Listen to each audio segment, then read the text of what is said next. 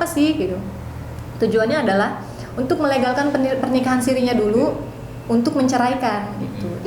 Jadi kalau isbat nikah biasa kan tujuannya untuk mendapatkan buku nikah. Kalau isbat nikah cerai dan cerai gugat itu untuk mendapatkan akte perceraian gitu. Setelah dari dulu baru cerai gitu. Iya, itu sekaligus. Jadi dibuatkan satu permohonan itu sekaligus ya.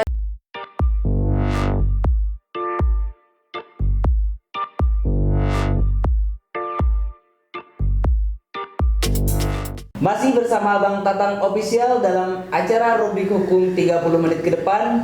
Dalam segmen Rubrik Hukum kali ini kita akan membahas tentang isbat nikah dan cerai gugat atau cerai talak.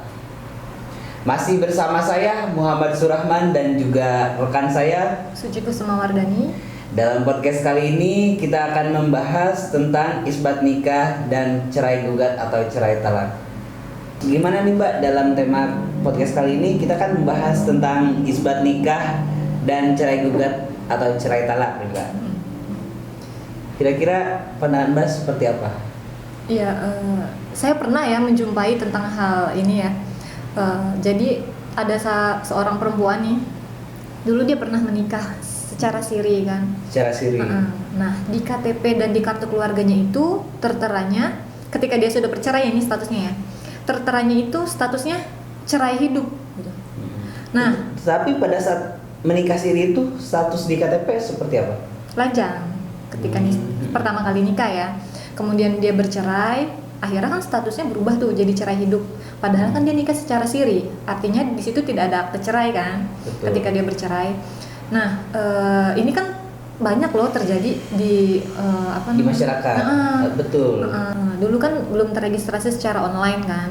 Kalau sekarang kan sudah online, jadi tidak bisa tuh sembarangan mau rubah-rubah status gitu kan. Sudah ada barcode kan sekarang di setiap kartu keluarga. Tanpa dasar tidak bisa merubah gitu ya. Nah, seperti dulu manual bisa gitu. Bisa manual ya.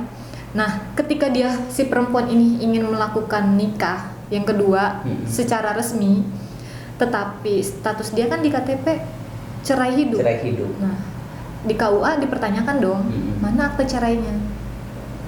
Kebingungan di situ kan, karena kan dia cerai pertama itu secara agama aja nih, karena nikahnya siri nikah kan. Secara agama, cerai pun secara agama.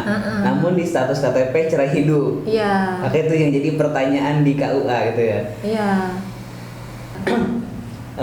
Lalu kemudian Mbak, di masyarakat juga banyak anak hasil dari pernikahan siri nih Mbak. Berarti kan di dalam legalitas hukumnya kan berarti tidak bisa dicantumkan nama kedua orang tuanya. Jadi kan hanya salah satu kan ya. Berarti ibu yang masuk di data akta ataupun yang lainnya. Nah, kira-kira langkah apa nih yang masyarakat harus lalui atau harus tempuh nih ketika mereka ingin melegalkan status anaknya gitu Mbak. Jadi mereka ini sudah menikah agama, kemudian punya anak, lalu bercerai gitu Mbak. Nah, maka kan status anaknya ini seperti apa gitu. Jadi mereka ingin melegalkan secara hukum supaya tidak menghilangkan hak-haknya gitu Mbak. Hak si anak ya. Hak anak, betul. Nah, ini kira-kira cara apa yang harus dilalui Mbak?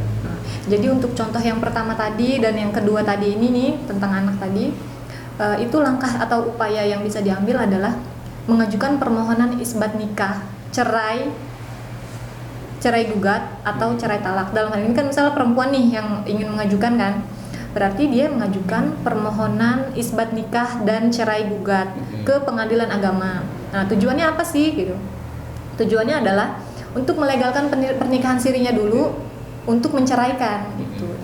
Jadi kalau isbat nikah biasa kan tujuannya untuk mendapatkan buku nikah. Kalau isbat nikah cerai dan cerai gugat itu untuk mendapatkan akte perceraian gitu. Jadi nikah dulu baru cerai gitu. Iya, itu sekaligus. Jadi dibuatkan satu permohonan itu sekaligus ya. Nah, ketika sudah mendapatkan akte cerai tersebut, baru bisa diurus untuk langkah-langkah selanjutnya. Misalnya si anak mau membuat akte kelahiran gitu kan. Itu salah satu syaratnya kan. Atau misalnya si perempuan tadi mau menikah kedua kalinya dengan secara negara kan bisa dilampirkan akte cerainya seperti itu. Nah, kemudian untuk persyaratan mengajukan permohonan isbat nikah dan cerai gugat atau cerai talak ini apa saja, Mbak? Supaya masyarakat kita ini tahu gitu.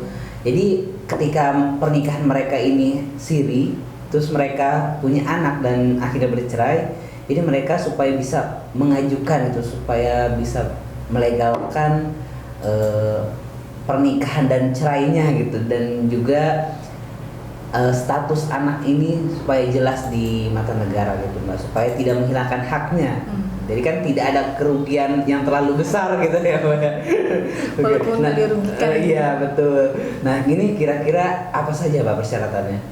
Untuk persyaratan mengajukan permohonan ini itu pada dasarnya hampir sama ya dengan isbat nikah biasa gitu kan. Yang pertama, fotokopi pemohon. Fotokopi apa nih, Mbak? Fotokopi KTP pemohon. Fotokopi KTP. Fotokopi KTP pemohon, terus fotokopi kartu keluarga, fotokopi surat nikah siri, dan fotokopi surat keterangan bahwa pernikahan tersebut belum tercatat dari KUA gitu. Nah, untuk persyaratannya semua dileges di kantor pos dengan materai 10.000, kemudian yang aslinya nanti dibawa seketika dilakukan pemeriksaan di persidangan gitu. Jadi kurang lebih untuk persyaratan sama gitu ya? Oke. Sama dengan isbat nikah biasa. Lalu jika ada salah satu pasangan yang tidak diketahui keberadaannya nih, Mbak, nah kira-kira bisa tidak diajukan isbat nikahnya? Jadi misalnya dia nikah sirinya nih 10 tahun yang lalu nih kan, betul. baru diurusnya sekarang kan, dan dia tidak tahu tuh entah kemana mantannya itu, entah mantan suami atau mantan istri gitu. Mereka tanya ke keluarga juga terkadang tidak tahu, entah merantau kemana gitu. Nah, kira-kira gimana nih, Mbak, bisa atau tidak? Untuk yang tidak diketahui keberadaannya gitu kan, itu tetap bisa diajukan, tetapi syaratnya itu harus minimal 6 bulan tidak diketahui keberadaannya. Caranya adalah membuat surat keterangan gaib. Nah, gimana sih cara mendapatkan surat keterangan gaib itu? Kita minta surat pengantar dari RT, RW, kemudian ke kelurahan. Nah, di situ menyatakan bahwa misalnya si A nih, si A itu tidak diketahui keberadaannya baik di wilayah Indonesia maupun di luar Republik Indonesia selama 6 bulan misalnya, sudah lebih dari 6 bulan gitu. Jadi itu tetap bisa, karena kan kalau misalnya banyak juga ya. Ketika dia udah sudah bercerai nih secara siri kan, salah satunya menghilang gitu kan. Menghilang, betul. Dan anaknya pun tidak tahu siapa bapaknya. Betul. Gitu kan. Ya, jadi si anak juga tidak mengetahui bapak biologisnya gitu. Nah, ketika dia mencari keberadaan bapaknya pun tidak diketahui. Iya, jadi itu caranya adalah ini ya, mengajukan surat permohonan isbat nikah cerai. Ya, artinya kan upaya ini ditempuh agar tidak ada pihak yang dirugikan ya, baik si perempuan, laki-laki ataupun anak yang lahir dari pernikahan siri. Jadi masyarakat tuh harus melek hukum kan. Jadi nggak ada tuh wanita-wanita yang terperdaya dan teraniaya gitu kan, seperti di sinetron-sinetron di TV kan. Nah, upaya ini salah satunya kan, supaya tidak ada pihak yang dirugikan di sini. Oke, cukup sekian penjelasan dari kami. Mudah-mudahan bermanfaat untuk kita semua, khususnya untuk para masyarakat.